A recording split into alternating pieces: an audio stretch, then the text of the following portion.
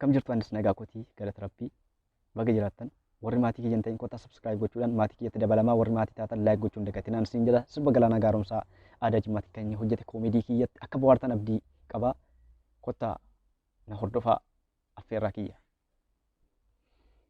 Guyyaan imaltuu duruu simbirra halkanuu guyyaata gaafa yaadanii cinaacha lamaan irra fuunam jaallate onneen farda yaabbata gaafa yaadate insa kanii bunni yoo daraaru godaansa yaada rabbi si abaraaru rabbiin qabnaati buna dhaabbanneetu jimmaan gabbuunee maashonnaa araarte.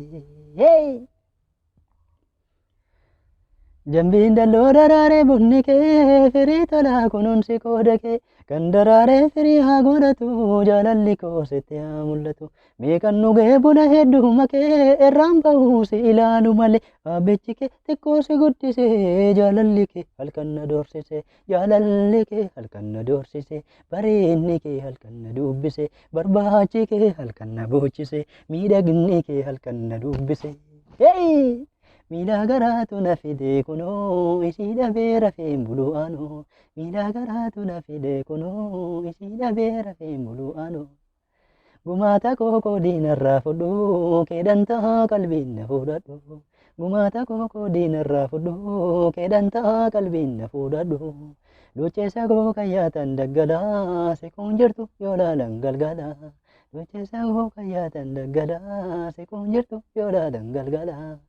Wadaa qabnus akkan irraanfannee wajjin turree maashoo wal gorfannee wadaa qabnus akkan irraanfannee wajjin turree maashoo wal gorfannee hubad akka foolii bunaatti dhagay akkuma jaabanaa hubad akka lubbuun jiraannutti dhagay akkuma baaranaatti hubad akka foolii bunaatti dhagay akkuma jaabanaa hubad akka lubbuun jiraannutti dhagay akkuma baaranaatti wayyoo ol fuudhi gurbaa.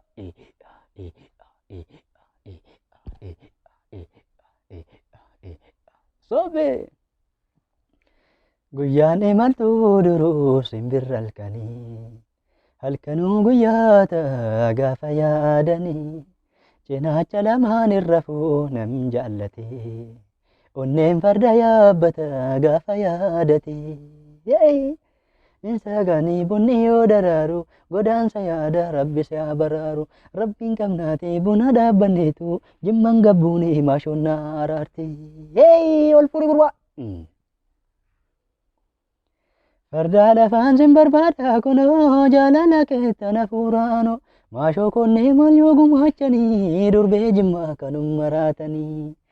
Ollaan tumee buna yoo danfisu kan kee mooyyeen maaliif kan callisu dubbii darbee maaltu wal qoomata wajjin dhugnaa buna salaammata wajjin dhugnaa buna salaammata dhugaa buna salaammata wal waammannaa buna salaammata dhugaa buna salaammata.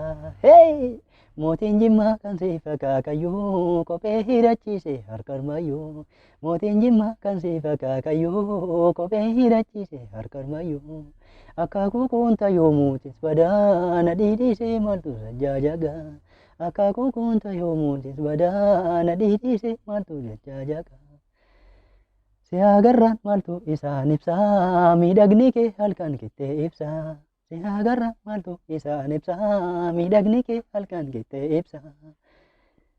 Aannan bunaan dhuga abbaan kan kee si jaalladheen ta'e garbicha kee aannan bunaan dhuga abbaan kan kee si jaalladheen ta'e garbicha kee.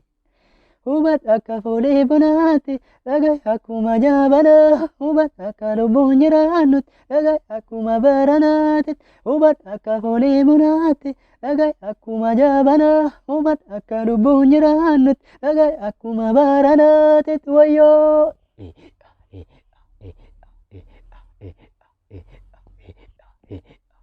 Ol fuudhi gurbaa sobe.